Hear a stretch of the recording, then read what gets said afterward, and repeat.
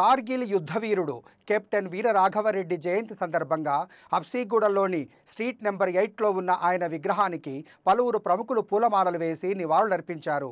ఈ కార్యక్రమంలో రాష్ట్ర బీజేపీ అధ్యక్షుడు రామచంద్రరావు, స్థానిక ఎమ్మెల్యే బండారి లక్ష్మారెడ్డి, మాజీ ఎమ్మెల్యేలు ఎన్వీఎస్ఎస్ ప్రభాకర్, బేతి సుభాష్ రెడ్డి పాల్గొన్నారు।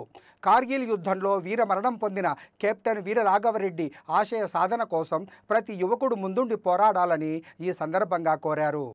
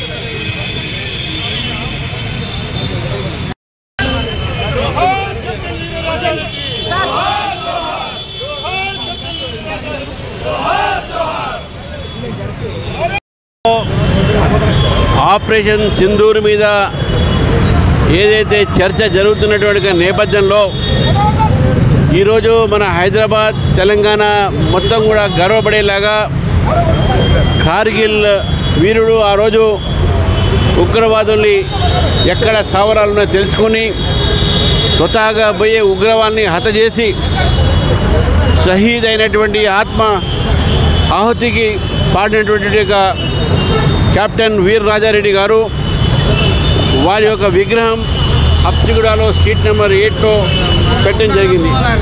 ఈ వీధి పేరు కూడా అప్పుడు ఉన్నటువంటి ఒక ఎమ్మెల్యే ఎన్వీఎస్ఎస్ ప్రభాకర్ గారి యొక్క ప్రోత్సాహంతో ఇక్కడ కెప్టెన్ వీర రాఘవరెడ్డి ఈ యొక్క పేరు పెట్టడం జరిగింది ఈ యొక్క వీధికి। అదేవిధంగా త్వరలో ఒక పార్క్ కూడా ఇక్కడ నిర్మాణం అవుతుంది।